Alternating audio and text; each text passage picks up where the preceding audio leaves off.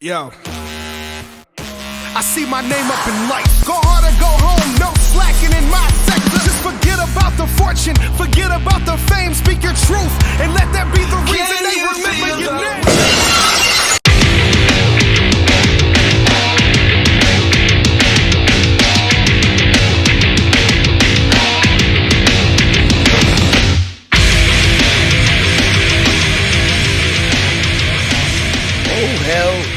Thursday, and you know what that means. Happy 316 day. This is your captain speaking, along with LFA Moses Marquez. Crack open a cold one, use colorful language, prepare to be stunned by this week's wrestling action. Right, coming up tonight, Bray Wyatt is officially out of WrestleMania. Edge and Finn Balor are going hell in a cell, or going to hell, I should say. Forbidden Door 2 is finally fucking official. The Four Pillars of AEW clash, and I could not be happier about it. And lastly, the captain is fresh from his excursion at BPW's Chained from last Saturday night. Yeah, BPW brought it again to Tatton Hall, which is a very small little town nearby. And last time Chad and I went, I think we mentioned on the show there was a wrestler called Jack Jones who was very much like a young AJ Styles, and he was babyface of the night, and he wrestled 2 matches. Completely unexpected. He turned out to be the best heel of the night this time. So here we go. That was great. And of course we got in the ring at the end. That was very, very nice. First time in a ring. Oh, there you go. You can never go wrong with that one. But see, the best babyfaces always make really good heels, so it works out. Yeah. Like, it was a complete flip, and he nailed both roles. So hats off to Jackie Jones. And, of course, Danny Abbs, the mid-heavyweight champion, bringing it at the end of the show in the main event in the dreaded 8-foot chain match. Ooh, 8-foot chain. Nasty. I think the chain was longer than the ring. I believe that, actually. I really do. But, yeah, it was a great night. Hopefully we'll make it another time. Another show soon. Of course, this time Beer and Phoenix both came with us, so it was a nice day out for the boys. But before we begin, hit that subscribe button on youtube.com/MaxWrestling. Follow us on SoundCloud, Spotify, wherever you may be listening, and don't forget to visit maxwrestlingnet.weebly.com. And I'm going to try and keep this belt on my shoulder for the whole show, because I don't know if you noticed, it's a custom Stone Cold. I know, I seen. Super custom, Wingy. baby. Yeah, that's old Love school. that. That is, I was about to say, that is some nostalgia for your behind, boy. From like 98, 98, yeah. I was going to say, yeah, like mid-90s. But we're going to get into our top story in just a minute. But first, I have a little announcement to make concerning PromoMania VIII. So if you'll excuse me. Absolutely. So as Daz walks away, after last week's announcement, DC had mentioned that the title match between him and the Demoness was going to go to the judges. However, the Demoness wants no part of the judges. Therefore, the captain has come to a decision on how to save this year's PromoMania main event.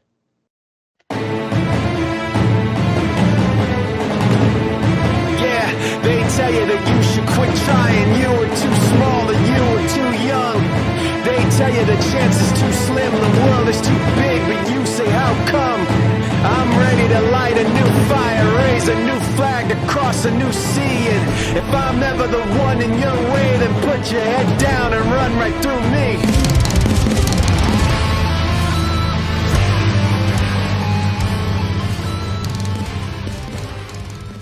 As of right now, we are without a main event at PromoMania VIII.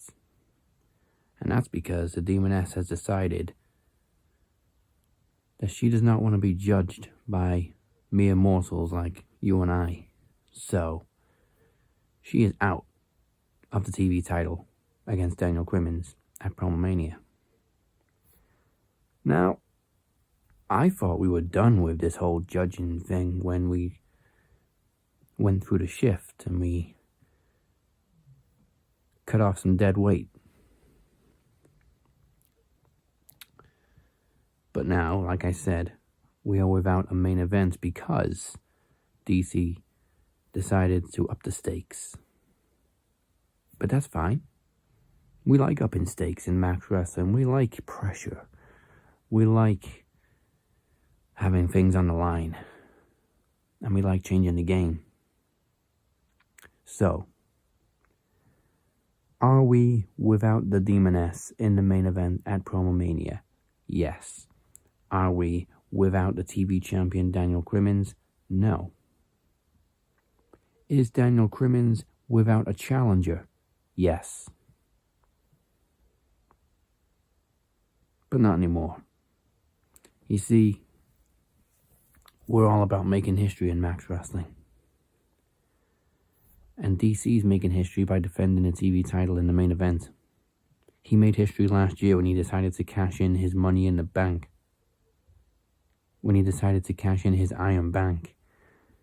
Not for a championship, but for a main event spot at PromoMania. So we can't deny that. He has to be in the main event. But now he's TV champion and he has to defend the title. So who's he going to defend it against, and who is going to main event PromoMania with Daniel Crimmins? Well, your answer is simple. The Demoness does not want to be judged by people like us.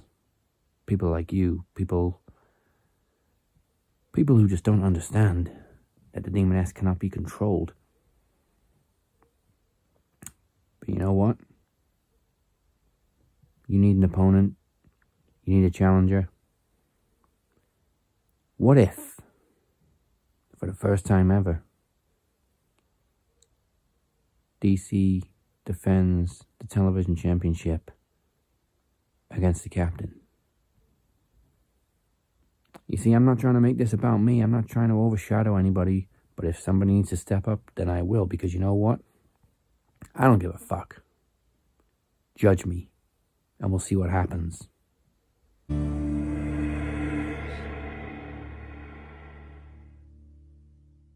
Hey yo, what up? It's Darby Allin, and we're about to take it to the max.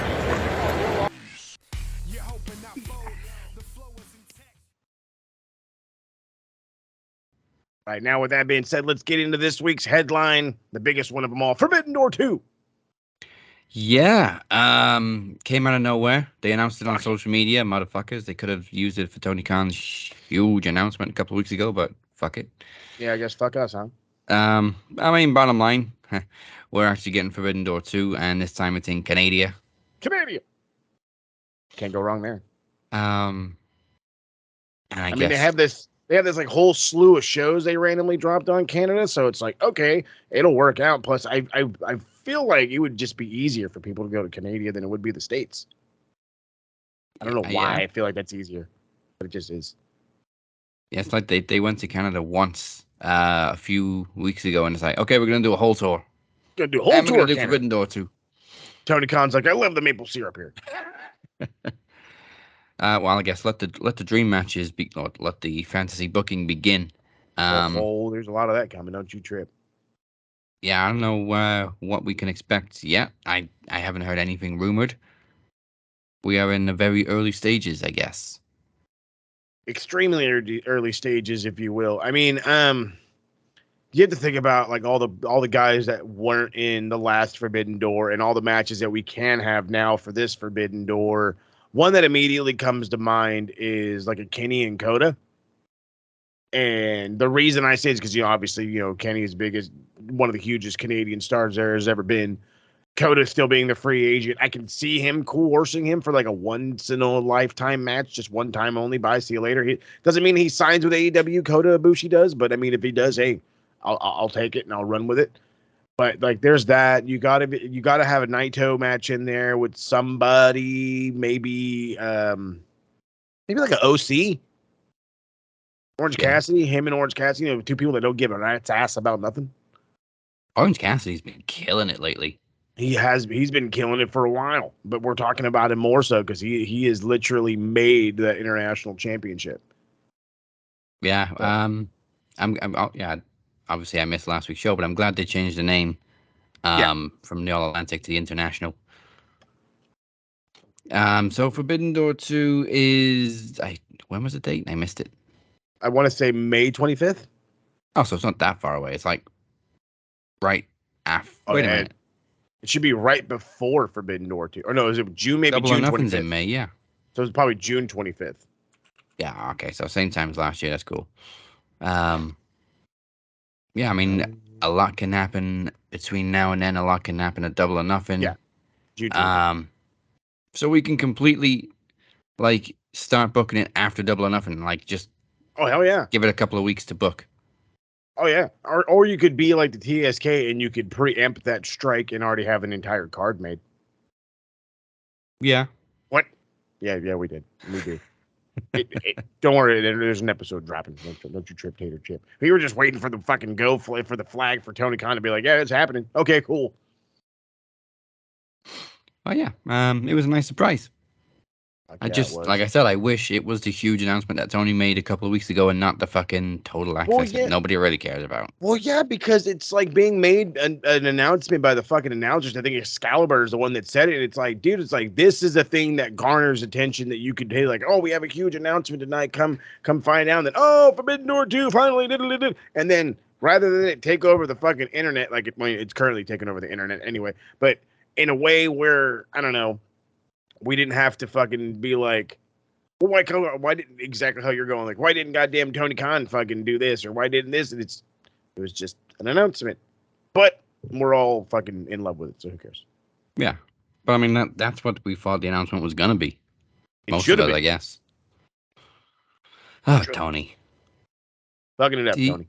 Now it's almost like, oh, they're backtracking because the huge announcement was a failure. But obviously they've been planning it for a while. Oh, yeah, it had to have been.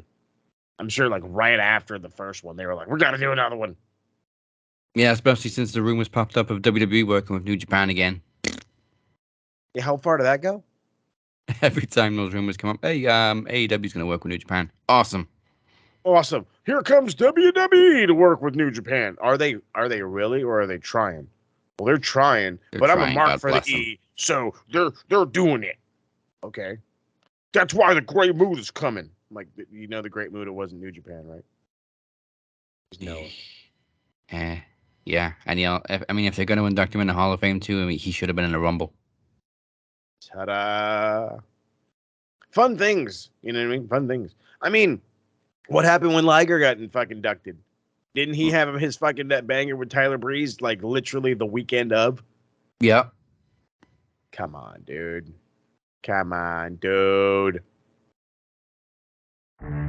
Oh, you didn't know? MDO for life.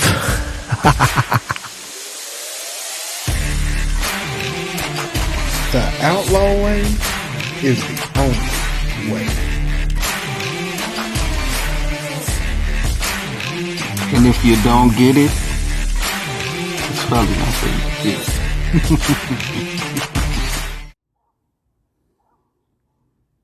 Oh, y'all thought it was over. But it's not. Max Wrestling. MDO's taking over. And it's only getting bigger and bigger. We got a whole army out here. You might not could see them, but they back here.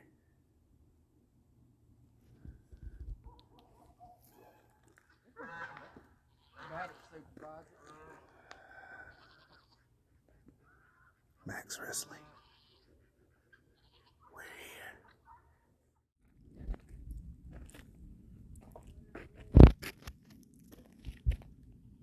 Follow the buzzards. Run. What's up, everybody? This is AJ Kirsch, one half of the MLW commentary team, and you're listening to the Max Wrestling Podcast. It's time to take it to the max. And before we continue with what's happened this week, let's go back a little further in time with This Week in Wrestling History.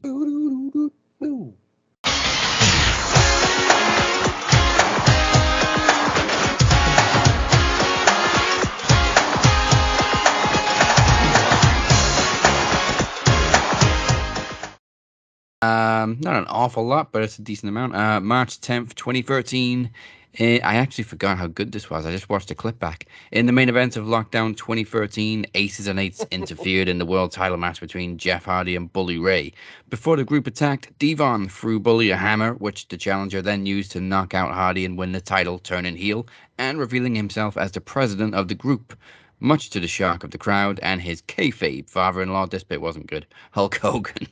Oh, damn you. It was a great swerve, but I kind of saw it coming because I thought that there's no way Bully actually is in love with Brooke. Like, he's obviously just doing it to stick it to Hulk. And then Hulk had, like, the worst reaction of all time as Bully just slowly turns around. All you hear in the background is Hulk going, no, no. And then it cuts to Hulk Hogan's face and he's just like, no. Don't King, you king of dare. selling. Yeah, he could sell. Let's go with that. He could sell. I'll give Hogan that. But yeah, I mean, it was a great heel turn. Great win for Bully. And he was probably one of the best parts of it, Aces and Eights. Look, bro, every goddamn time I turn around, I'm getting somebody else giving me fucking guff for not fucking watching Impact, okay? And like now you're giving me more fucking shit to fucking watch. Oh my lord. I think I appreciate the Aces and Eights angle more than most Impact fans. I don't know why. Maybe it was because I was a huge Sons of Anarchy fan. I'm looking to say, I was like, maybe. Just maybe. But I thought it was cool. I mean, the reveal of like fucking Garrett Bischoff and Wes Briscoe sucked ass, but the rest of it was okay. I still don't understand why Mr. Anderson joined because they beat the shit out of him right before he joined. But anyway, Mr. Anderson. March 11th, 1993, at a house show in London, Sting defeated Big Van Vader to become a two-time WCW World Champion. The reign lasted only 6 days as Vader won it back at another house show in Dublin, becoming the final WCW champion under the NWA. Then they went. See, why can't you do shit like this? Why can't we do this? You see how fun it was back in the day? This is bullshit. Imagine a title change twice, 6 days apart, and house shows across seas.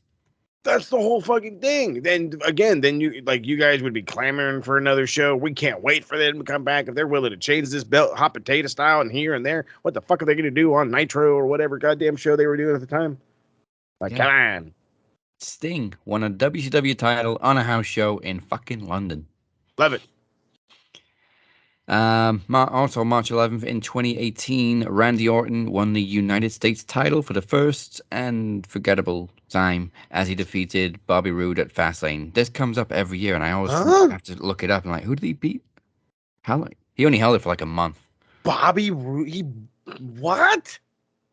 When the fuck did this happen? I mean, obviously. See, exactly. I have no memory of Randy Orton with the US title. I don't have any image in my head of Randy Orton holding the US championship. I'm trying to find an image right now of Randy Orton holding the fucking US title. I only ever think of Randy as a world champion, IC champion, and tag team champion. This is like right before they changed the title. Yeah, it was the old and JBL he was Cena walking belt. around in the goddamn vest all the time like he's a wannabe Stone Cold. But interestingly enough, Randy only needs the Universal title now, and he's won every single active championship. Heard that, Papa H? Make it happen. So, I mean, he's technically already Grand Slam champion because he's got a world title, a mid title, and a tag title, but just Universal, he's got the whole set. Technicalities. March 14th, 2004, in Madison Square Garden, WWE presented WrestleMania 20, a very fine WrestleMania by all standards, featuring John Cena's first championship as he defeated Big Show for the US title in the opening match. And I remember the line from his rap. You got the franchise player on a Super Bowl stage, so let that gorilla Big Show out of his cage. Nice. Eddie Guerrero also defended the WWE title against Kurt Angle. He, in true Eddie fashion, he feigned a leg injury, slipped off his boot, and then rolled Angle up. Beautiful stuff. Undertaker made his return as a dead man, which was great, but then it was a lackluster match against Kane. I think it only lasted like 7 minutes. Goldberg. Well, yeah, Goldberg defeated Brock Lesnar in unarguably Brock Lesnar's worst ever match, at least until this year's Mania. Sorry, Omos, but fuck me, the build-up's been shit. And then main events. Chris Benoit defeated Triple H and Shawn Michaels in a triple threat match for the World Heavyweight Championship. No, the title did not disappear until SummerSlam when Randy Orton won it. Somebody actually won it. That's right. His name is Chris Benoit. God damn it. And of course, we had that classic moment at the end between Chris and Eddie. The famous hug. Yeah, that we're not really allowed to look back on, but it was a beautiful moment at the time. For all you motherfuckers, you're getting mad right now and trying to sound off like goddamn Paul Heyman, dementia. Thank you. Yeah. And finally, March 16th, 2015, today in history. Although it didn't air until a month later, because this was fucking Impact, the Hardys added another company's tag titles to their resume as they won the vacant TNA Tag Team Championships for the first time, defeating the Beatdown Clan, Dirty Heels, and Bram and EC3 in a 4-way Tag Team Ultimate X match. That sounds like a clusterfuck. I actually like Bram. He was an asshole. Is he not in trouble with the law again? Is he in? What the fuck is he doing? I'm gonna. Thomas Latimer, what you been up to? And last I heard, he was in the NWA, but I'm sure there was some shit going down with him again. I have not seen him. No, that's not true. I did see him on NWA. I just have not seen him in a minute. Let me stop myself. Oh no, he's actually fine. He's Oh Jesus. He's actually booked in a few days. Oh sweet. For NWA. Okay. Okay, I don't know. Like, where the hell did you go, man? Excuse me, making up law stories. I feel like fucking ringside news right now. Oh well, happens to the best of them. Except then, they suck. Felix making things up then. And that is all your history for this week.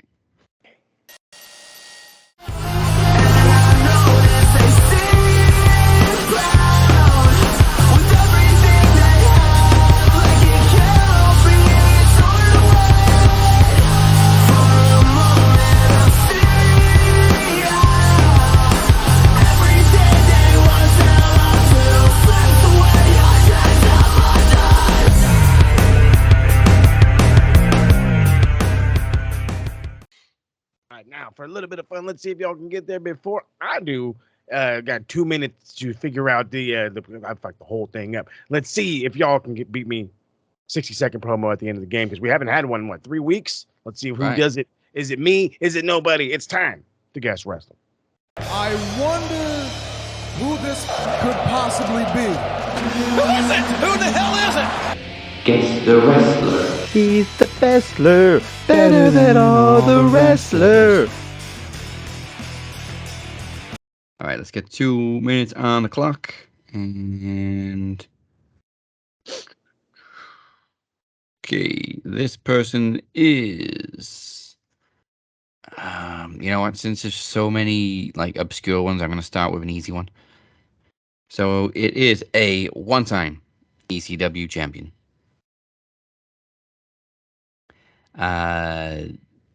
Border City Wrestling, one-time Can-Am Heavyweight Champion, one-time Can-Am Tag Team Champion. DDT Iron Man Heavy Metalweight Champion 2 times. ICW Heavyweight Champion 1 time. That's Impact Championship Wrestling. I thought it was fucking insane Championship Wrestling, but okay. That's the same. OVW. Damn. Let's go. It is Tommy Dreamer. You said what you said obscure. I started going to all like the weird dudes in like, especially when he hit the ECW. That's why I was like, Mike had to be Mike Awesome. Okay, not Mike Awesome. I really wanted to say Mikey Whipwreck, but I was like, he's only won like 2 belts in his whole fucking career. So yeah, let's go. OVW Anarchy Champion 1 time. I was saving this one for later on. 14-time WWE Hardcore Champion. 14? Jesus Christ! How many guys did he pin asleep? We got to look that up. Or is that just the Briscoes? Or just fucking Gerald and the old man? Just, oh, he's asleep. Pin him. Fuck, I miss the old days. Yeah. Shit. So he's won it 14 times. I know Rob Van Dam's won it the most. Rob won the hardcore belt. Oh, not Rob Van Dam. Raven. 27. Van Dam only won it 4 times. Well, hold on, wait. That's a combination of fucking WCW hardcore title, right? No, that's just WWE hardcore. Jesus Christ, Raven. Crash was 22 times. Stevie Richards was 21 times. Yeah. Okay. Never mind. You're right. The second you said Crash at 22, I'm like, yeah, no, that means Raven had more. Okay. That's right. Bradshaw was 18 times. Sean Stasiak was 15 times. What? Hold on a minute. Really? Stasiak? Sean Stasiak is a 15-time hardcore champion, and his combined days is less than 24 hours. That's awesome. How the fuck does that happen? The record longest reigning hardcore champion at 97 days is Big Boss Man. I'm guessing that's before it became 24/7. I was just gonna say, I was like, that had to be like when it was first made, him and fucking Mankind kind of shit. Oh yeah, Oh man. my god. We shit on the 24/7 title. You have no idea what the hardcore title was like. But at least it was entertaining. It was fun. It wasn't just let's go chasing people around the fucking arena. It was like you would have storylines where like people would show up at their houses, they're asleep, or they're like coming out of the shower and they would just steal their belt or something. It'd be something dumb. It's always something dumb. And it was great. Crash Holly lost it and won it back to and from Cynthia Lynch, aka Godfather's Hoe. That's right. Oh my god. And I think last week I had just talked about an episode of Raw where we saw Crash somehow beat Viscera to retain the Hardcore Championship. Well, I mean, Right. Crash weighed allegedly well over 400 pounds. Oh, he was gigantic, this guy. Yeah. Gigantic. Huge. Oh. Hey, this is Tommy Dreamer, and you're listening to the Max Wrestling Podcast, giving you all your wrestling information to the extreme. Welcome back to the Cap and Mo Show. We're here every single Thursday. Well, at least Moses is. And don't forget to like, follow, subscribe, wherever it is you may be joining us, and head to the website, maxwrestlingnet.weebly.com. Do it right now. That's right. And still to come this week. We got Geek of the Week, Best of the Week, and the shit Mark's saying. There's a fucking whole lot this week. Oh, yeah. But next week is the 8th anniversary of Max Wrestling. But the week after that, it's PromoMania VIII, a 2-night event of epic proportions, March 28th and March 30th. On night 1, you get the 2023 Iron Bank Challenge as Daniel Crimmins, Moses Marquez, and Travis the Walker Anderson fight it out for the briefcase that lets you control your own fate. And there was one spot remaining, but fuck it, let's just make it a freeway just like last year. Let's go.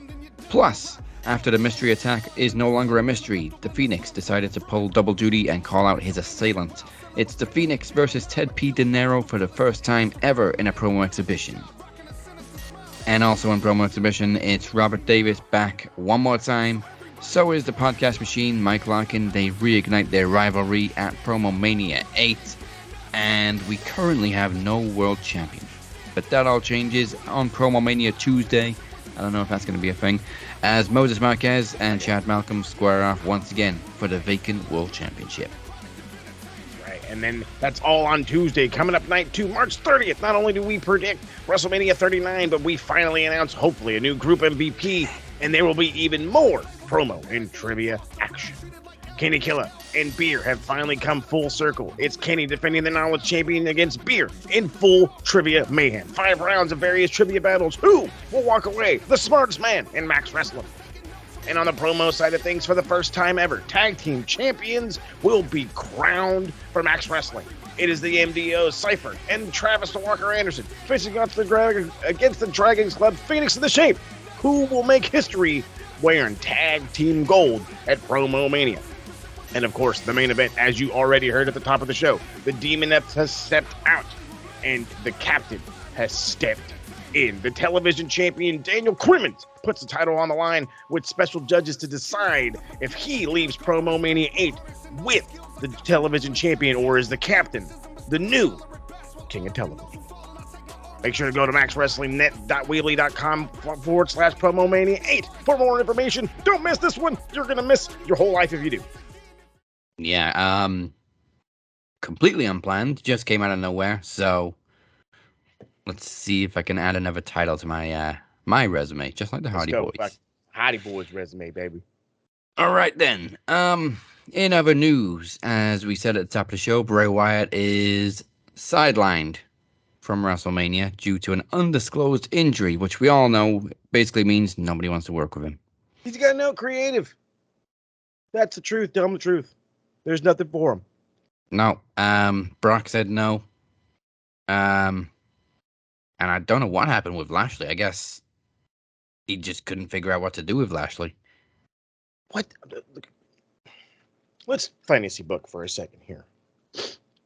Who in the fuck would it even have been a good opponent for Bray? Can you name one? Because I can't. There's nobody. There's nobody on this roster that I would have been like, let's put Bray Wyatt against him and give Bray Wyatt a little bit of rubbing before, he goes back into the fucking shadows. There's nobody. There's nobody. I mean, maybe you could have did the Edge thing if they would have finally, went and just blew this whole thing off, but it's going to be Edge and Finn in Hell in a Cell. So, you can't have that. And then you keep looking around. You heard Bobby Lashley and you're like, why? You heard Bray Wyatt or you heard Brock Lesnar and you said, why? There's what are you going to do? LA Knight again? Why? There's nothing for Bray. I don't know when there's going to be anything for Bray as a personally. And we've talked about this. We talked about it last week. I've talked about it with you. We've done the TSK, the whole nine. We've gone circle after circle after circle with this. This guy came in, the hottest thing, not on television. You immediately made him cartoony. There's no better words to put it. You made him extra cartoony this time rather than last time. We got the Fiend, but worse. Not only was this guy impenetrable, but he glue in the dark, and he had a buddy following him around. So it's you took a character that we were hoping you guys would say, you know what, let me try to remake this and revamp this and make him worthwhile to, well, let's just keep going with it. What's the worst that's going to happen? This is the worst that's going to happen with it. A guy that has been in hiding for 2 years comes back to be sidelined and to do nothing. You might as well release him. I'm at that point. You might as well release him and let him go to fucking Japan or something and be the weirdo there. Go to Impact and be the weirdo there, dude. You need to get this gimmick off your television. Bray, Rotunda Wyndham, whatever the fuck, homie, you need to go away. Wrestling is probably not for you anymore, or you need to go reinvent yourself and get as far away from this fucking character as can absolutely be. You're only going to hinder yourself more.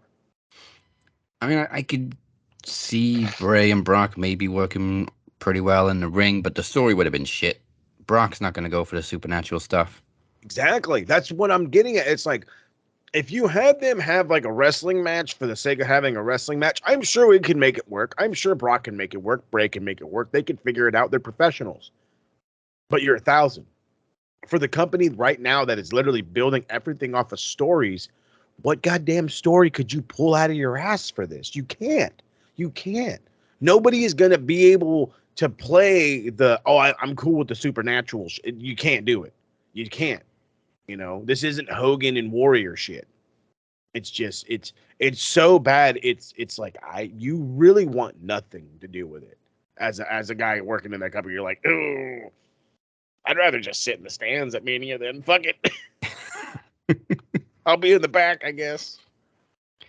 I just don't know where it all went wrong. He came, that return was huge. Huge. The reaction was huge. Everything about it from the presentation was spot on. He was hot as shit for about a month. Yeah, he cut a good promo, like a more human side of him promo on the following SmackDown, which we'd never really seen before.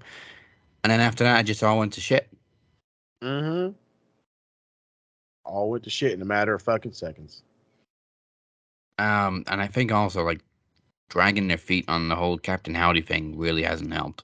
No, but then again, it was more than that. It was, we didn't know what Howdy was and how he was going to this and he was going to that and blah, blah, blah, blah. Like, what was the stupid fucking pay-per-view that they had with the Mountain Dew thing? What pay-per-view was that? Was that Hell in a Cell? No, was it Extreme Rules? No. Not Extreme Rules. Anyway, whatever one it was, but the point I'm making is they had an opportunity. Well, they had the opportunity. They did the shitty LA Knight match, and we get that.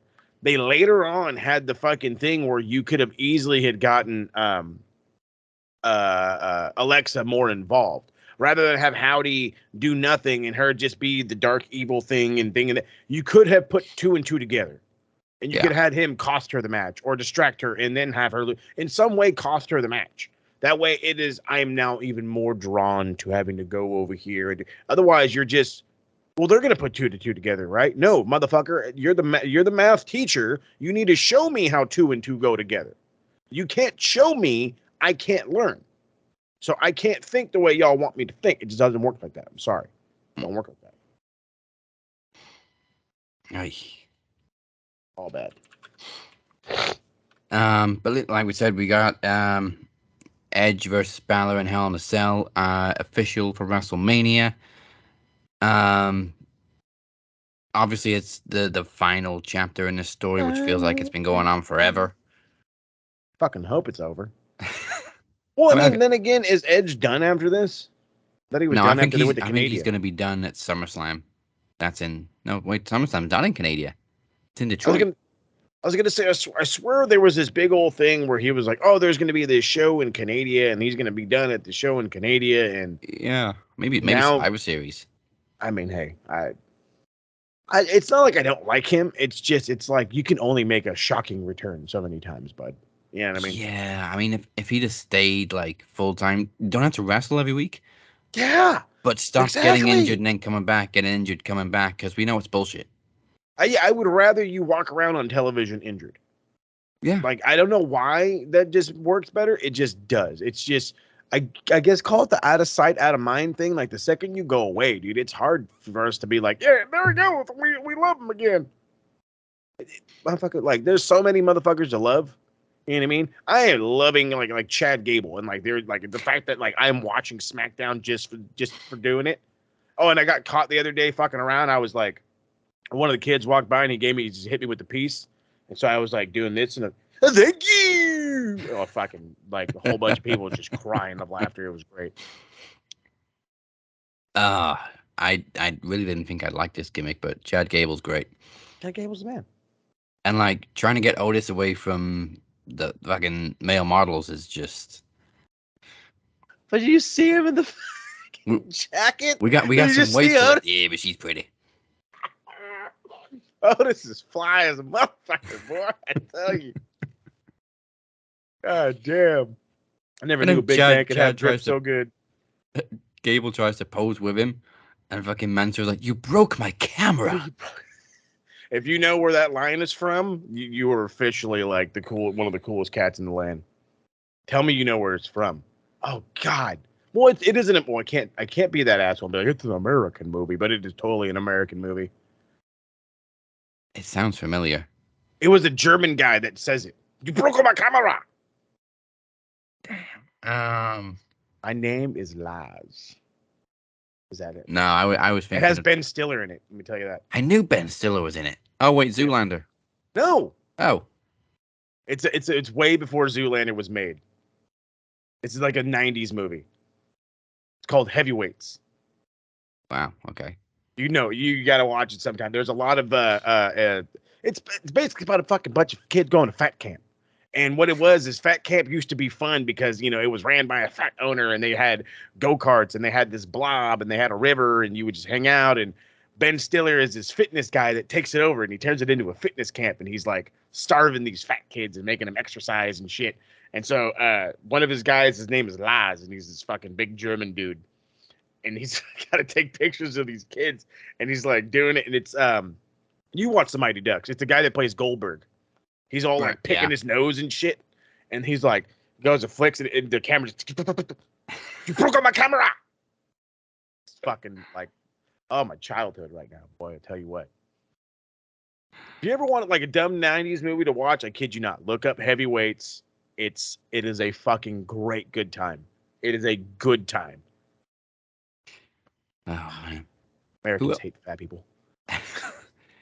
When you said the German guy, I was thinking of the German guy from Beverly Hills Cop, and I thought, no, that's not one of his lines. No, oh God, another get the fuck out of here! No, I cannot get the fuck out of here. I love fucking. Oh my God.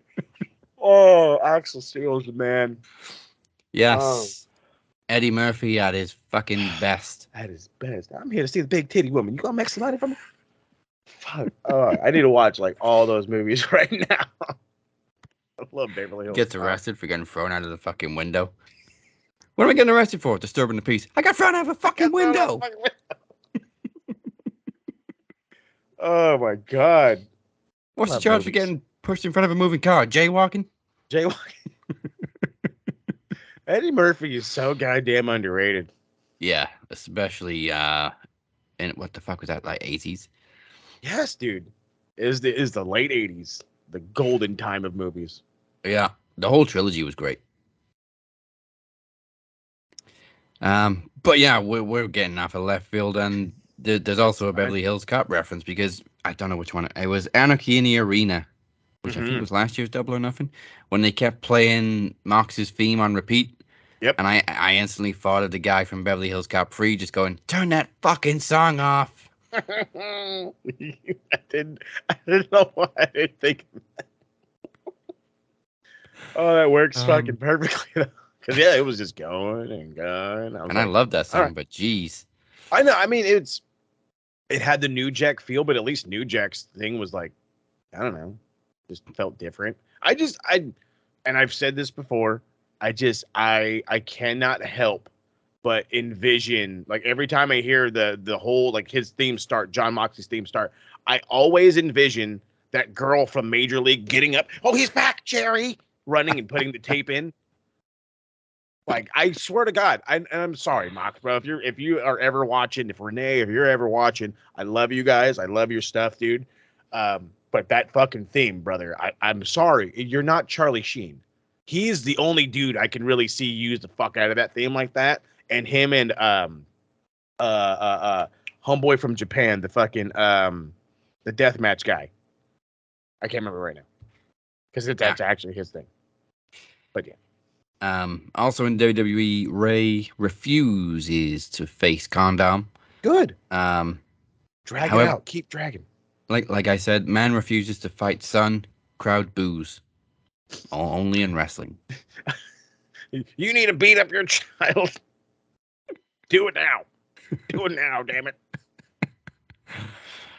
I mean, obviously it's gonna happen. I mean, that's what we've been building to, and it possibly Ray's last match, retirement match, as he's now going into the Hall of Fame this year. And I think we knew he was, because that's how it always happens. You're on the video game cover, you're going in the Hall of Fame either this year or next year. So next year we may get Cena in the Hall of Fame. That's cool. He deserves it. I mean, The Rock got in like within a year or two after retiring. Yeah, Edge too. I mean, God, if anybody's got a Hall of Fame career, it's John Cena. Fuck yeah. We may shit on him, and he may have been Super Cena through our fucking, when we were trying to really love wrestling, but the guy's undeniable. Yeah. Like a motherfucker. We really took John Cena for granted. Hey, it's like what's the old saying? It's like, oh, you'll appreciate it when you get older. Hey, like a son of a bitch. I've never popped for John like I have as of recent. Let's just go with that. And I've watched his whole run, okay? The whole thing. What else happened? Damage Control beat down Trish. I didn't expect Trish to beat her again this week, but same. So they showed her on TV 2 weeks in a row after they left Canada. Okay. Because that's brilliant. But again, and here's the fun thing. AEW did it right, and I hate to say it like that, because they were in Canada, and they made a move, and we'll talk about that in a minute. But it's like, you're in fucking Canada. You're in Canada. And she's in the building. That's like going to fucking Ireland and not showing Sheamus. Or Finn. That's like going to India and not randomly having the Great Khali show up. Like you fucking would. Like, come on, dude. It's like fucking like this, man. Obviously this is leading to the 6-woman tag at WrestleMania, which I guess takes the tag titles off the menu. Make them work double fucking duty. Both bitches.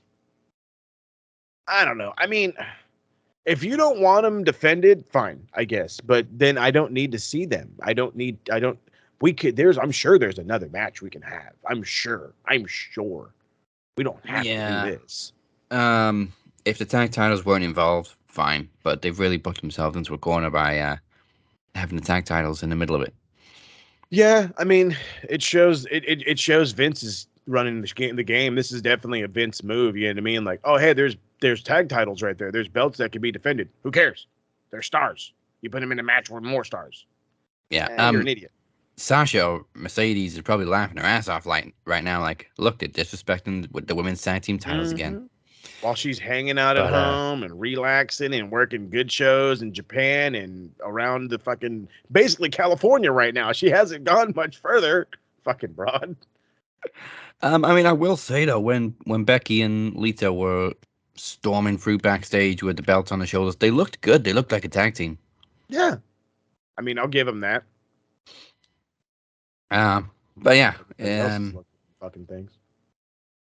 And then we had another beatdown at the end of the show as the Bloodline just beat the shit out of Kevin Owens. It's the writing's on the wall, and I fucking hate it.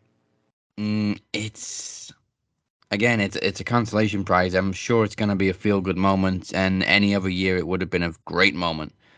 But Sammy deserves more. It's more than that, dude. It's because you have to, and I have. It's a part of the Geek of the Week, so I'm just gonna, but I'll elaborate a little more when we get through it.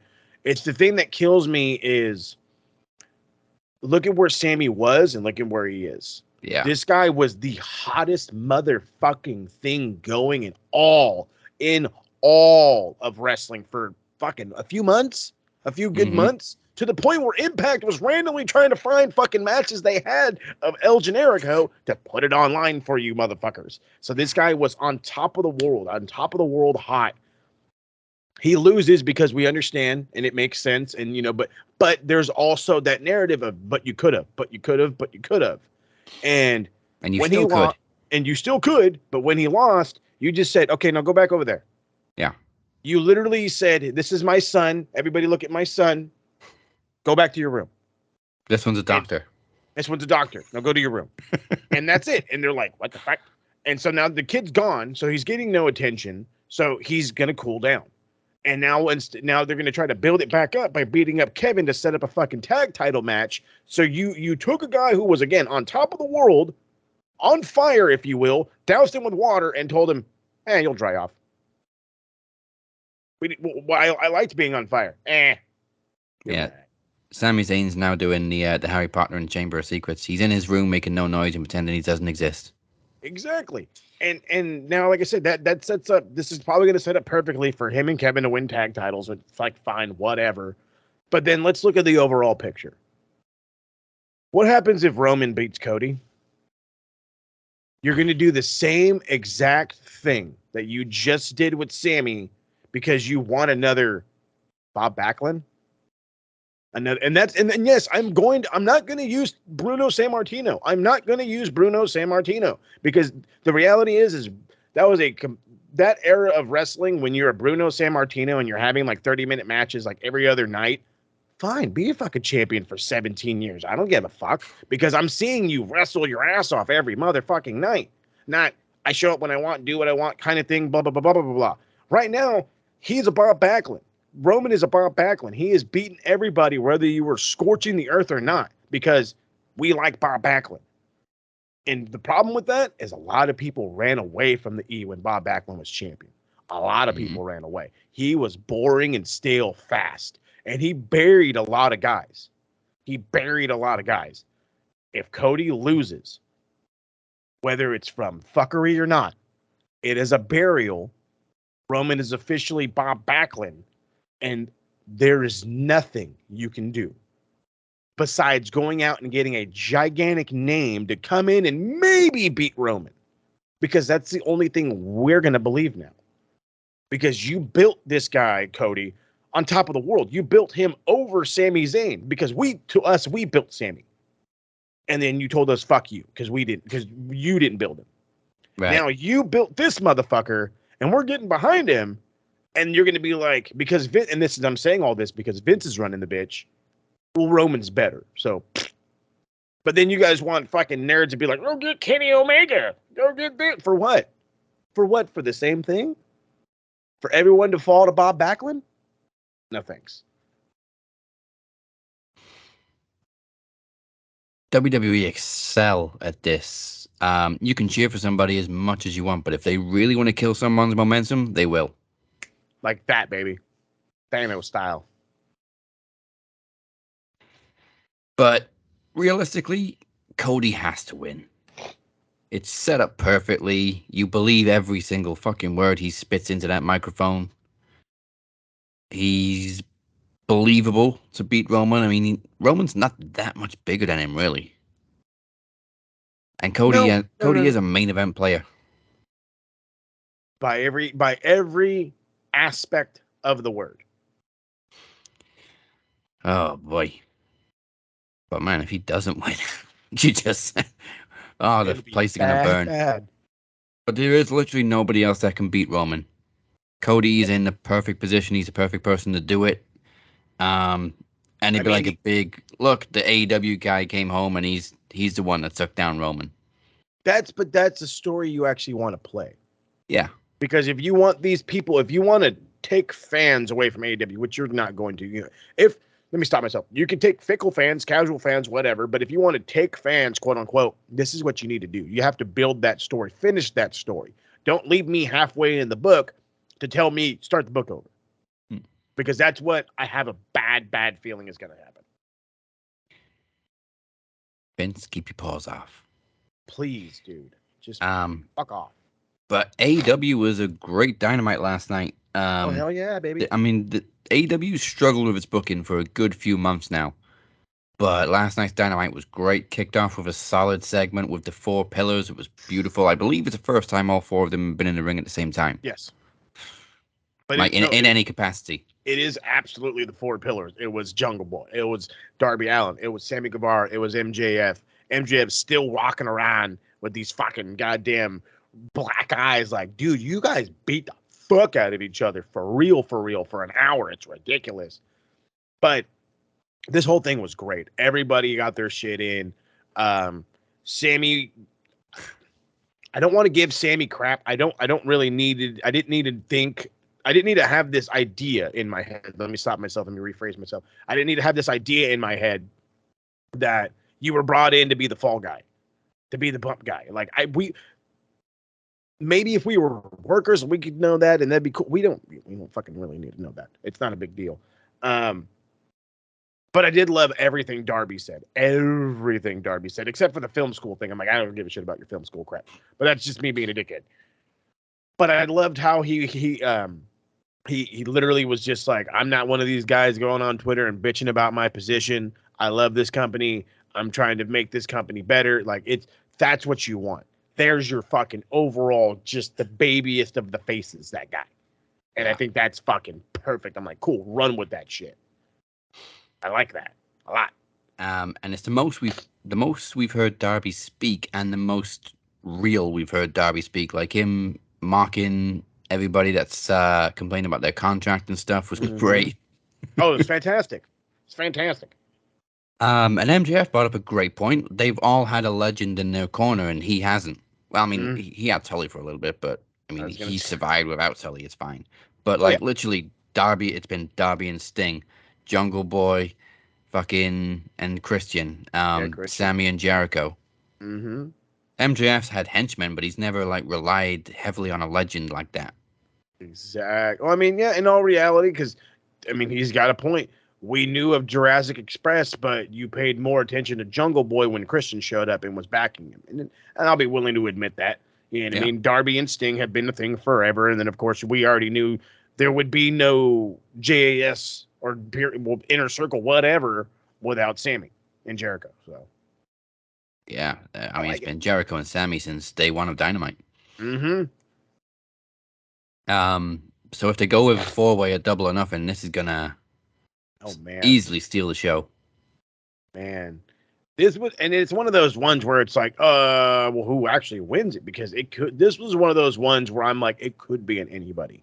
This isn't you have to have a giant star take down the Mega Man. No, you don't. You can have one of the up-and-comers beat the up-and-comer. You know what I mean? The Four Pillars, who's going to be the real pillar? Who can win out of these motherfuckers? You know what I mean? And I think this is good. This is fresh. This is new.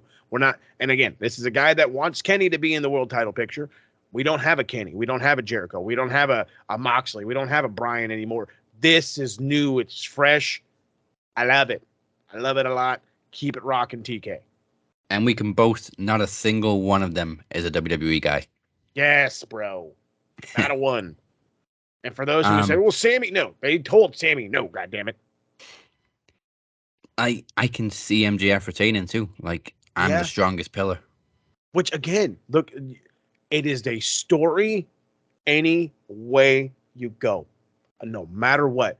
Sammy, I had Jericho help me, and he got me here, and now I'm AEW World Champion. Jungle Boy, overcoming Christian and my shit with the Jurassic Express allowed me to fucking, complete my destiny being AEW champion. Darby, all the guidance from Sting, and I prove that I truly love this company more. Bam. Or I'm motherfucking MJF.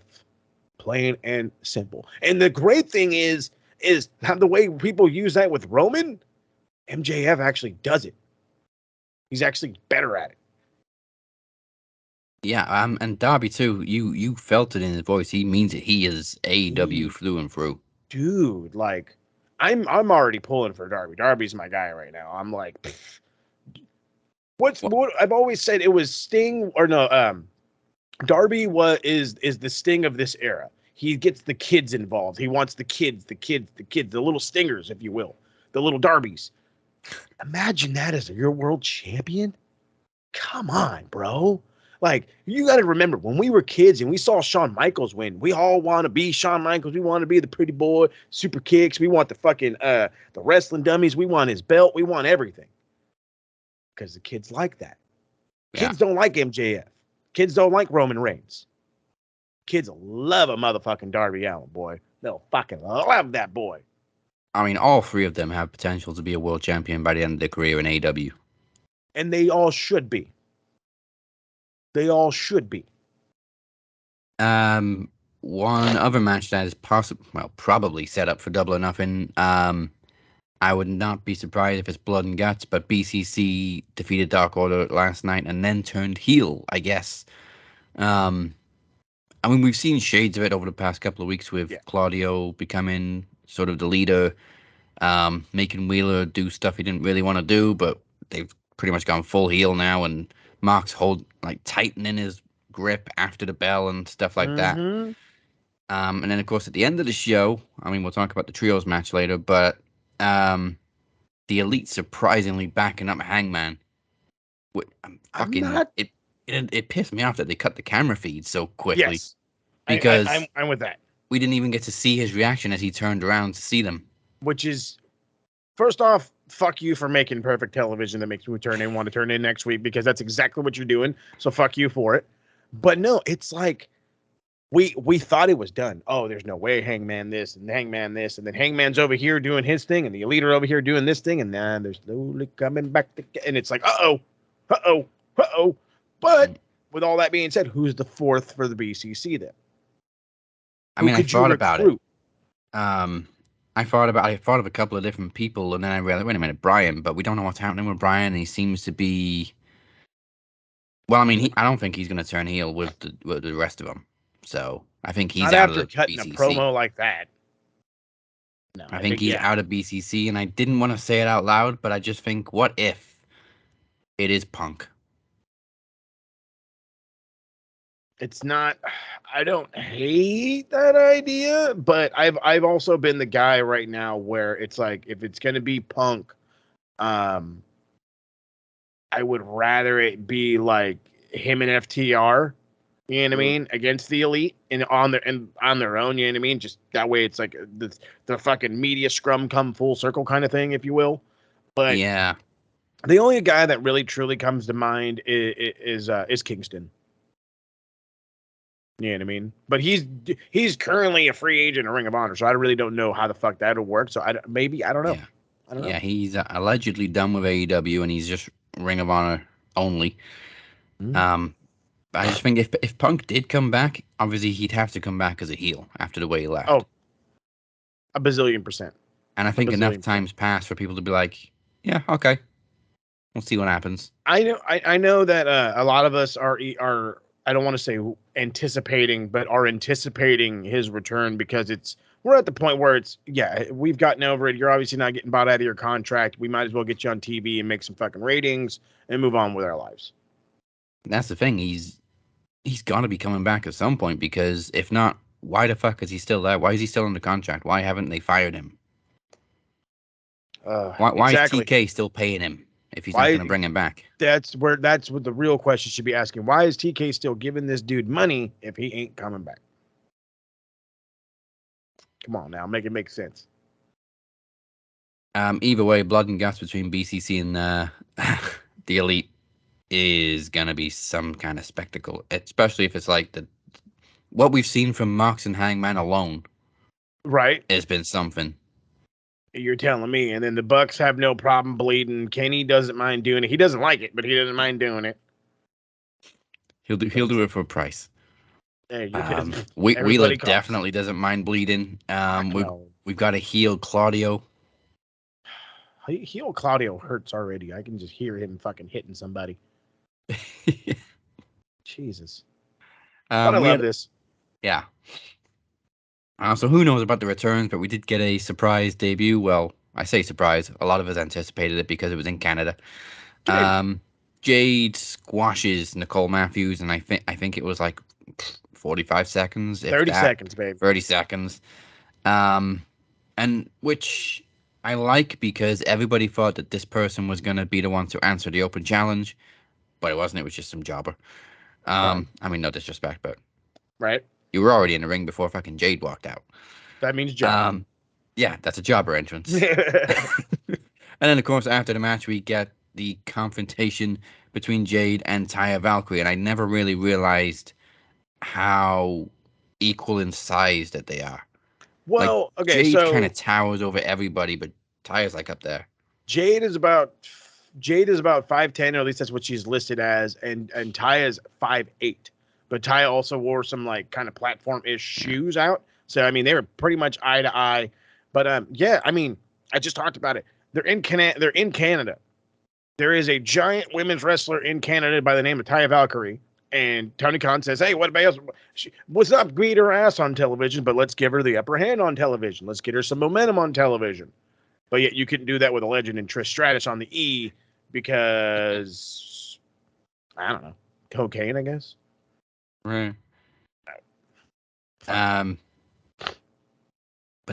Taya, she's still active in Impact, right? Or is she out of contract now? Because I'm sure she's currently a part of the Knockouts Tag Team Championship or Tag Team Champions. I thought she was still a champion. I guess there's the what is it, the Freebird rule? So she's still a part, but she is signed to AEW. So I would not be surprised to see like maybe we might start getting some workings again with Impact and AEW. I don't mind.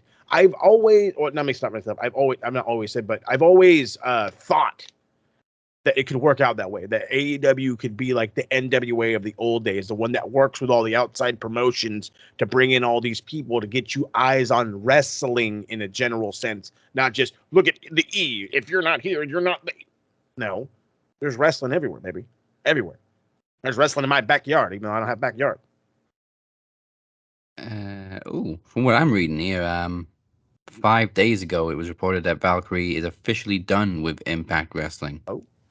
Oh, geez. I wonder if they're going to kill her off TV like they did Homeboy. Well, she got arrested last time. Fucking let's go.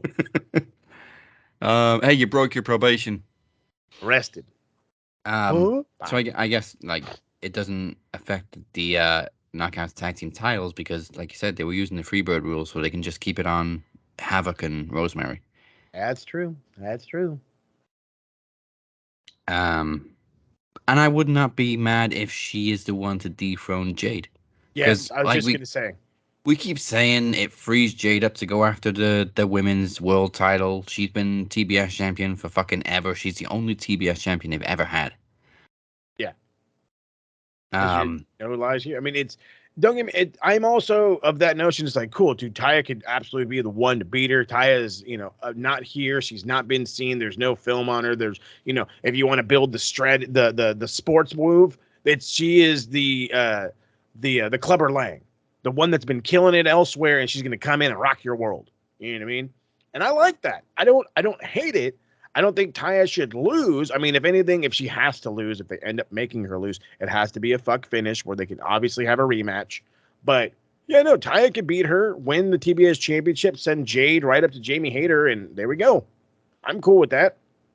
Yeah, and Taya can do it believably. She's a formidable challenger. She's like 17, 18 years in the business, dude. Like, yeah, she's got lineage for sure. Yeah, she's 39. Damn.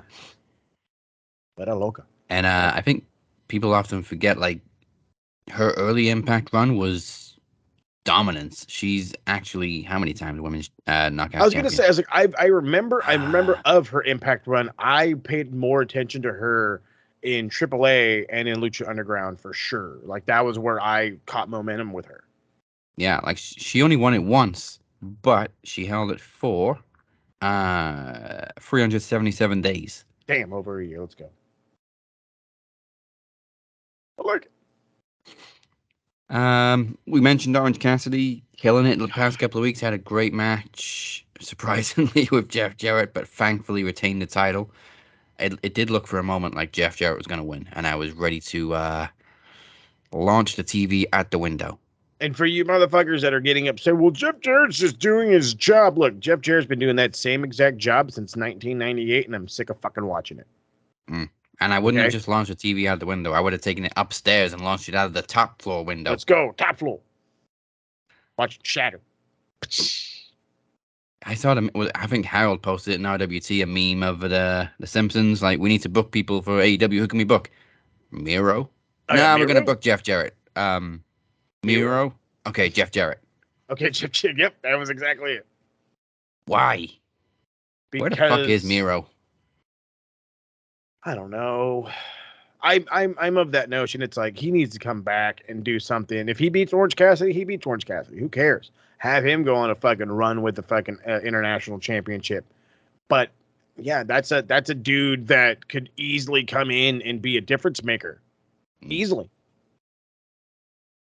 I don't know what's going wrong with Miro. AEW just cannot seem to book him. As much as I hate to say it, he had a great run in WWE as Rusev, obviously, and then John Cena came along. But he did more in WWE than he's done in AEW. Yeah. And it's sad to see because we thought the grass was greener on the other side for him. But no, he comes in and starts playing fucking video games. That's what they do. That's what they do.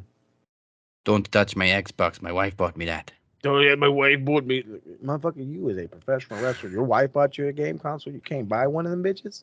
You was a big fucking man. And on top of that, it was one of the shitty Xboxes. Like, come on now.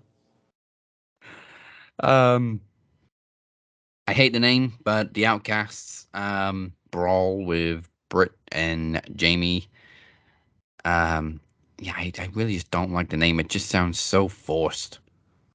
Oh yeah. They were literally calling themselves the Outcasts, and now it's like we're the Outcasts, and it's it's obviously a play on the Outsiders, you know what I mean? Yeah. And it's in the spray paint, and there's too much NWO innuendos.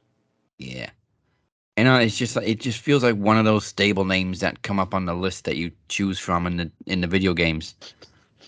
Yeah, but go with one of those. Pick one of these shitty names for your stable. Oh yeah, that way they can actually announce it. Yeah. It's like a pre-recorded one. Okay, which one sounds good? Outcast. Well, that sounds the least one like shit. I guess I'll take it. I mean, I get it, but it's just not very creative. No. But yeah, they all three of them said their piece. Saraya got fined for saying twat live on TV. Good for her. Yeah, Britt and Jamie came down, get into a brawl, and then in comes Willow, in comes Sky Blue, in comes Riho with a fucking pipe. Yeah, kick ass. All of a sudden, Riho looks vicious. I love it. You know, fucking pipe way more than she did, but it was all right. I was like, come on, get it. I wasn't gonna say anything, but yeah, I think the pipe was thicker than her arms. But I want to see a mean streak in Riho. Yes, dude. I'm glad she's back. Feature her more. Come on. Especially after the shit she's been through this week, it's just like, fuck you. Let's see Riho kick some ass with a pipe. Let's go, baby. And like we said, the trios match was just nuts at the end. There was a particular spot in the middle where one person hit the other guy, and then everybody came in and hit that guy, and it was just a circle, and it was great. And then, of course, super kick party. Gotta love a super kick party. Gotta love when Brody King does lucha stuff. Yeah. Big, massive man. Oh, my God, he's great. And we had that great moment with Kenny and Chris face to face in Canada for the first time in I don't know how long. Canadians loved it, man. The Canadians loved it. What can I say? Only downside I would say to that conversation is they made short work of Brody King. I mean, he came back in the ring afterwards, but it was just he unfortunately is the guy that takes a lot of beating, but then he gets to do something impressive once in a blue moon. So I mean, I guess it weighs out. Yeah, but no, great main event. And I found it kind of funny that obviously the House of Black retained over two teams, both led by a Canadian in Canada. Come here, because fuck you. Because we're Canadian. But I gotta highlight Jericho. He was really smooth in this match. The way he countered, I think it was Kenny going for the V trigger and just scooped him up into a very smooth Walls of Jericho. It was great. Fantastic stuff. And like we said, possibly setting up blood and guts at the end between the Elite and the BCC. All for it. Again, me too. I'm down for it. Let's see where this goes. Hearing Jericho's getting ready to go on tour, so we might see him go away for a bit. I mean, we keep saying that, but he never really disappears when he goes on tour anymore. He just he just fucking borrows Tony's jet. I'm gonna borrow this. All right. Good for Jericho. He became a workhorse. There you go. I like it. I mean, I guess Vince wouldn't let him borrow his jet. No, Vince is greedy. Hey, Vince, I got a tour coming up. Can I borrow your jet for a couple of days? No. For what? What do you mean you gotta go sing music? You're a wrestler, damn it. I'm a rock star. Phooey. You're gonna sing that punk rock stuff? Well, it's not really punk. Nah, you can't borrow my jet. Oh, I love it. Who you think you are, Iron Maiden? Oh yeah. I mean, he sounds more like Ozzy Osbourne, but okay. What do you think? You're some kind of some Bob Dylan or something? Frank Sinatra. Play some Frank. We've seen Jericho sing some jazz and some swing. I'm about to say he can get down. MJF actually sang better. MJF's generational talent, baby. Yeah, he is. MJF can do it all. All right, that is pretty much all your news for this week. Let's find out I'm laughing already. Who the Geek of the Week is. Hit the music. Pencil neck geek, grit-eating freak, scum-sucking peahead with a lousy physique. He's a one-man, no-cut, losing streak. Nothing but a pencil neck geek. Pencil neck geek. Oh God. Okay. So I had like 19 at one point the other day, and I was just like, okay, we're gonna narrow this down. So originally, because Daz is laughing because like I just changed one of the names. So the first dude I'm gonna bring, I wanted to bring up, but the reality is he goes along with a bunch of the dudes on TikTok. So I'll save him for the shit mark say. But this week's Geek of the Week, we're gonna start with the Roman suckers, and the Roman suckers are gonna fall in line with what I said earlier on in the show, and that's what happens if Cody loses. You're going to bury the fuck out of somebody so y'all can stand up and do the one. But then when he's a fucking champion for 1,200, 1,300, 1,400, 1,500, 1,600 days, and you have a Bob Backlund again, you guys are going to, well, this Roman thing is stale. So you guys are willing to ride the coattails as long as the cock tastes good. But the second it tastes bad, you're going to bitch and say you never had it in your mouth. Is what I'm getting at. And that's what I'll stick with. And then my second one is actually Kevin Nash. And the reason I bring up Kevin Nash is Kevin Nash has been doing his own thing lately, you know what I mean? And you know, I like it. I've been liking his show, the Click Talk or whatever the fuck he's been doing, whatever it's called. I like it. I've only really been watching highlights of it because I can't listen to full episodes of him rambling. His voice gets me to a point. But he goes on to a little bit of a ramble by saying he hasn't watched AEW in a while. And I'm just like, okay, well, why? He doesn't really give any reason. So I'm just like, so then why is this like a thing that you have to say? If you don't have a reason to back up why you're not watching the show, then why are you telling people you're not watching the show? Like, what does that matter? And You can come to the conclusion that maybe it's a Vince thing. Hey, don't talk about them. You're still under contract or whatever. You're still a legend with us or blah, blah, blah, whatever bullshit he could spin or what have you, and maybe threatened him, heaven forbid. Or maybe it's a Punk thing. Maybe he's so infuriated with Punk still that he doesn't want anything to do with anything Punk's around. Or maybe he hates TK. The fact of the matter is you're a grown man who at times has said exactly how you feel and all this and that, and you've never sugarcoated shit, or at least for a good portion of it. Why are you doing it now? If you don't want to watch the show, give us a reason why you don't want to watch the show. Otherwise, leave that sound bite out of your fucking show to garner more attention for your fucking show. Okay, either answer the questions or fuck right off. Is where I'm at. So because of that, you Roman suckers, and yes, there's a lot of you. And Kevin Nash, y'all geeks of the week. I think the worst part about Kevin for me is that he keeps having to make a point that Stone Cold's not watching. What? Why can he not tell us for himself? Stone Cold's not watching because Stone Cold will tell you why he's not watching. It's not his cup of tea. We can like what we like. Hey. Dumbass. I think he the latest thing he said was, we have a pact where if he's not watching, I'm not watching. But yet again, really? Then your favorite dude was Kenny Omega and all this other shit. So like, how much smoke are you blowing up my ass and how much are you playing bullshit off? Like, if you guys have a pact that you guys both aren't watching a television show, that's fucking weird. First off, like, you guys are fucking in your 50s, 60s even. Like, kind of weird friendship y'all got. Anyway, I completely agree with Kevin Nash being a geek of the week because he just needs to dial it back a little bit. A lot of it. And now for this week's Bachelor of the Week.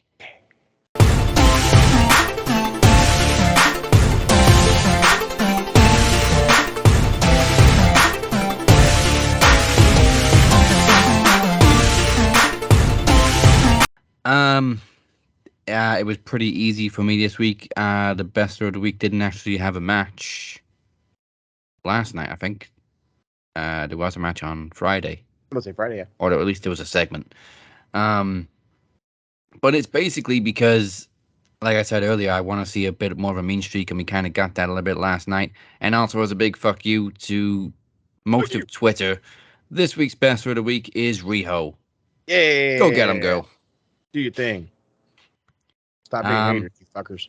And that's going to tie into this next segment. Now, for stupid shit people say online, this is shit Mark say. Get the fuck off social media. OMG. Eggplant emoji. WTF. Santa Claus emoji. Thought he was dead. LOL. Peach emoji. Shit Marks say. Names have been changed to protect their stupidity. Not these ones, because fuck TikTok nerds. So, before you even ask, I got a couple this week. There ain't no see. I was not even gonna fucking like. I was like, I have to do it. It's part of my job. Let me go on and look. And sure enough, there's narrative spinnings because we think we know it all, or vice versa, or we don't put the whole picture together and this and that. So, first and foremost, I'm gonna get this off my chest. I just because it's a Brian Alvarez thing. It's a thing where people are taking something that's said by somebody and spinning it in their own narrative. So first and foremost, I love this guy. He's got great content. So this is, I'm hoping, a lapse of judgment, but he does have a beef with Brian and Dave. So Self-Bet Wrestling, you can check him out on TikTok. He's a decent follow. He's got a good mind, but he does have these moments, and he's a Dave and Brian hater. So you can immediately go that he is going to be a tad biased on some stuff. So Brian Alvarez in a clip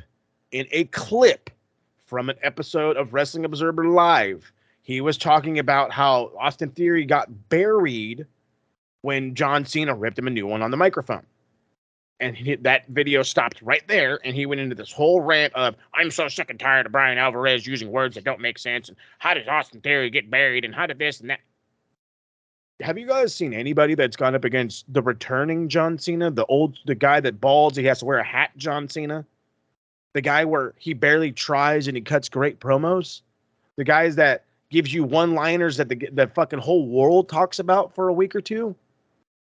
When John Cena shows up, after Austin Theory has done all this and he's retained the U.S. title, and what is Austin Theory going to do at WrestleMania? What's Austin Theory going to do at WrestleMania? Who's he going to face at WrestleMania? Austin Theory, Austin Theory, Austin Theory. John Cena shows up, says one line, and now it's, I wonder if Cena's going to win. Do you think Cena's going to win? What about Cena winning? Do you think Cena's going to win? How many people fucking even remember Austin Theory's in that goddamn match right now? That's what he means by buried. It's not a, you're never going to make it in this business. No, you got buried. You went from being the reason we were talking about this match to you're not even the reason anymore. You're non-existent at this point because John took you out of existence by putting you in your place with some lines. That's what he mean by buried. If maybe that's not the right word for you, then say word it differently. But don't go on this rant. There's no way he's buried. No, because it is. Because it is. It went from it's the Austin Theory WrestleMania match to John Cena WrestleMania match. It's a burial. I'm sorry. If that's too blunt for you, it's this thing called the real world and it sucks. The other one I have to go on, and this goes a part of, I guess in a way, of the Cody suckers, but this is another, probably one of the bigger, if not the biggest wrestling TikToker right now, and his name is Suplex. And Suplex normally is super good. He does his research and he's very about it, but the last couple of weeks he's been kind of extra. Like he had an entire video where he broke down why he wasn't going to buy and watch AEW Revolution, and then he went out and watched AEW Revolution. Oh, well, I was going to watch this match in particular because I said I was going to watch. But you started your video by saying you're not going to watch or buy this pay-per-view. Then you went on to say in that same video that, well, if I have to watch a match, it'll be this one. So what are you doing? What are you doing? Like, you're backtracking. You're literally doing backflips in the middle of a fucking walkway. Like, what are you doing? You're dumb. So he goes on, but his whole rant has nothing to do with that. This whole thing has to do with Kenny Omega being 40 years old and he needs to go to the E.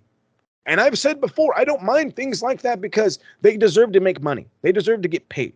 But let's think about this for a second, because this is something that, again, a lot of people on wrestling TikTok don't do before they talk. And I have been that guy at the times to do it myself. You don't think before you do. And the reality is, yeah, Kenny's 40. Or he's going to be 40, and Kenny has had a hell of a motherfucking career. And going to the E would be a sugar on top, cherry on top, whatever the fuck you want to call it. But why does he need to go? Why does he need to go? And why does the idea of Kenny needing to go? Because it sounds good for trios matches with the Young Bucks and the Usos and the Bloodline. So just because we want Kenny to go because he's in his 40s and he's had this fantastic career, so the Bucks are coming. So you want the Elite to go because you want the idea of fun matches, fantasy booking matches, yet you guys make fun of AEW for fantasy booking matches. Because there's no story in it. There would be no story in that, but you want it. It's the fucking bullshit that kills me. It's like, I would understand, like, if you guys bitch, like how fucking Self-Bet was bitching about words, I'm a bitch about them too. If y'all don't know how to piece the words together better, don't fucking say shit. But then again, that's the problem with TikTok right now. There's a reason why these guys get so many follows, because they're in that same quote unquote bandwagon as a Jim Cornette, as a Paul E, as a whatever. And so again, wrestling TikToker, Cornette-ish, sheep, here I follow. Stop it. I love it. Stop it. There's no story.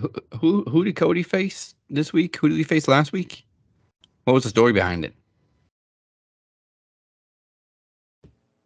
Oh, there's got to be a story. There's got to be a story. Where? There's stories being built to WrestleMania, but there's not a story on a week-to-week basis in WWE. Just because they're building you a story to get to the biggest show of the year doesn't mean they're not doing anything. AEW was doing that exact thing. They were building towards matches on a Revolution. They were building towards matches at this, building towards matches on that. But yet, you guys are just throwing matches out there. No, you guys are just nitpicking because it's not coming from the E. It's not coming the way you're so fucking used to. Now that you're not doing it right. Yeah. Let me tell you, back in the day, guys would come out and just beat up random people for no reason. No reason at all. Good example for you. Fully Loaded 99. Underrated pay-per-view. Jeff Jarrett just beat Edge for the IC title. Stone Cold comes down and whoops his ass just so he can cut a promo on The Undertaker. There was no connection between him and Jeff Jarrett. There was no Not a story one. there.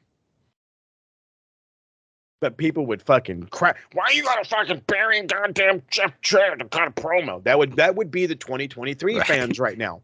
But in '99, whip his ass again, kick his ass, because we didn't care. It wasn't about fucking. It was about what are you building right now in front of me, in front of me. Don't build me for later. What are you building tonight, tomorrow, the next day? If that meant we didn't see Steve wrestle for a fucking month, but we heard him talk every week, fine. Fine. Stop being so fucking fickle. Had to throw in some Stone Cold history this week because there wasn't really any on This Week in Wrestling History. Bullshit. All right, on to the other side of social media. And actually, it's not Twitter this week. It was Facebook, and it was actually on the AEW Facebook comments thread, which is always a fun place. Trolls live there. I swear to God, they do. This one wasn't even towards me. This was just a reply to somebody else on my thread. So this was AEW's announcement of Forbidden Door. And I pretty much just said, so, you just announced this one randomly on social media, yet we had a huge announcement built up for Total Access. Somebody commented, Anthony commented, Dixie Khan Booker of the Year, lol. Okay, funny. But then they got into it. And so the shit marks say this week from that thread comes from not Bam Bam Bigelow. Nice. Seriously, look at him. It's not Bam Bam Bigelow. Are you sure? He says, you mean exactly how they announced SummerSlam would be in Detroit? You're not even an AEW fan. The hell are you following the page for? I mean, I don't know if Anthony's an AEW fan or not, but I mean, he had a point.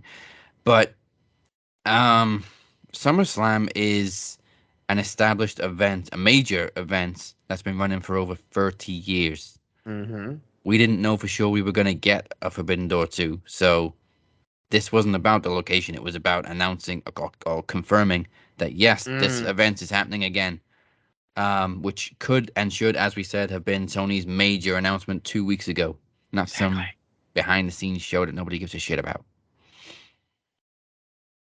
So, terrible comparison. Yeah, no, sorry, bud.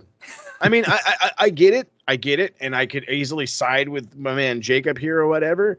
But again, yeah, you have to think about the overall picture. How long has SummerSlam been around? How long has, fucking Forbidden Door been around? You know what I mean? When I know SummerSlam's coming and they just, oh, hey, okay, cool. This is the date and location. Sweet. But when I have no fucking clue that there's a Forbidden Door coming, but we've been hearing rumbles of a Forbidden Door 2 coming, and you tell us in passing as Excalibur's go down the court like this, Forbidden Door 2. Yeah, what the fuck, bro? Like, yeah, I mean, come on. We need a little bit better than that, especially with your fucking major announcement being a goddamn show nobody watching. Yeah, SummerSlam is the same time every year. We know it's coming late July, early August, whatever. Oh, yeah, it hasn't been in July, but it's almost in fucking July, first weekend of August now. Used to be at the back end. But anyway, we've only ever had one Forbidden Door. As far as we know, it was a one-time thing until now. Until right now. So you can get in the bin. There isn't really an example for the next one, but the other shit Mark say is basically everyone that bullied Riho off of Twitter. Swear to God, dude. What is wrong with you people? We learned nothing from Hana Kimura. And it always, I know it's not always Japanese female wrestlers, but they tend to get the most flack. It's terrible.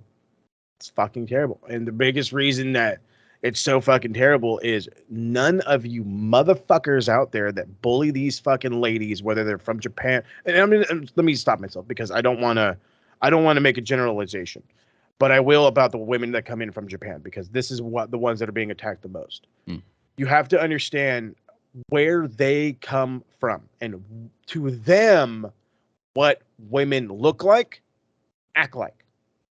And because they're very small and because they're really skinny and they unfortunately kind of look like a child at times or a teenager because of how small in stature they are, doesn't mean that we need to bully them and belittle them. And you don't look the way I want you to look. And you're not like a Trish Stratus or a Lita and your ass isn't hanging out and your tits aren't huge and you're okay. in fucking Japan, these ladies, they want to be wrestlers. And in order to be a wrestler, you need to be in shape because there's cardio involved. There's strength training involved. There's, athleticness involved. There's a lot to it. So the fact that them not having these giant tits to be, on television, or a fucking ass you want to stick your face in because it's a television draw, that doesn't mean it's not a draw for them. To them, that's not their thing. I mean, maybe it is in the anime world and in whatever, but that's not what they want in wrestling, which is what these ladies do. They're wrestlers. So just because they're not how we are used to seeing women wrestlers doesn't mean we need to fucking bully them because they're not our cup of tea. This is ridiculous. It's fucking ridiculous. Hana Kimura took her fucking life because you guys want to give her shit because she's not from here. Because she's too goddamn cutesy? Because she's too cutesy. Are you fucking kidding me? Because Riho looks like a fucking 12-year-old? Okay. Make the joke. Make the joke. But don't make it her fucking Twitter page. Make the joke to your friends. Hey, she looks like a 12-year-old, but she can fucking go. Okay? Shit. I mean, I never, or you can be one of the dumb dudes. Like, who was one of the guys? Oh my God. Was it Trav? I think it was Trav. No, it wasn't Trav. I think it was Kyle. It was either Kyle or Tyler, one of the other guys, one of the guys from the TSK that was like, she's tiny, but I mean, and we made some comments, and I'm just, she's not a bad looking girl. I get it. It's not your fucking cup of tea, but that does not mean you need to go belittling anybody. Have your parents not taught y'all something? Didn't your mama ever tell you if you don't got nothing nice to say, don't say nothing at all? And if she didn't, I'm telling y'all now. If you ain't got nothing nice to say, don't say it at all. And if you have to be an internet troll, at least do it on TikTok where nobody gives a shit. And like I said, it's mostly Japanese wrestlers that are targeted, but it's not just them. We've seen it with Alexa Bliss. We've seen it with Shotzi. Just because they're not your cup of tea. Or just because they're female. Why are we attacking female wrestlers when we've seen how far female wrestling has come in the last decade? Like, we didn't live through this fucking revolution. What for? If you're just going to shit on them. Yeah, dude, if you want to go back to bra and panties matches, find a time machine. Call Doc Brown. Get the fuck out of here. Or what was the clip I found? An out-of-clothes match. I like that. That's fun. That's fun. Man. But that was the dark ages, and we are way past bra and panties match, mud wrestling, whatever. Springer's the fuck. not the hottest thing on television anymore, people. We have intelligence these days. I know it's shocking. I know it drives you bananas. What is this intelligence? But it's there. Okay. We've seen it primarily in WWE. Women on equal terms with the men, having Rumble matches, Hell in a Cell matches, ladder matches, fucking main eventing WrestleMania. I was just going to say, some of their ladder matches and cell matches are better than the men. I say that every year. They have a better War Games match. They have a better Chamber match. They have a better Rumble. Stop shitting on women. They deserve as much respect as the men. Respect the ladies. Especially the international ones that come over for this trip of a lifetime, probably for them.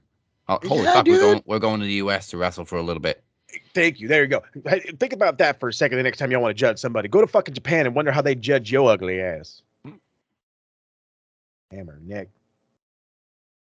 So, ultimately, go fuck yourselves in the ass with a pineapple and ask Jim Cornette to watch.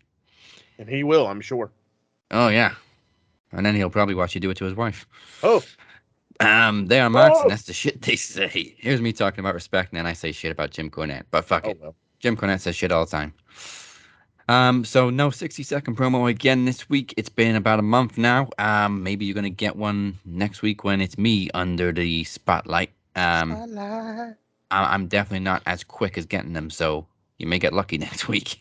Right, we'll on see. The 8th anniversary, too. How fucking appropriate would that be? Let's go. But thank you for spending your Thursday with us. Before we go anywhere, here's what Moses has for you pencil neck geeks this week on the A to B of Retro Rewind.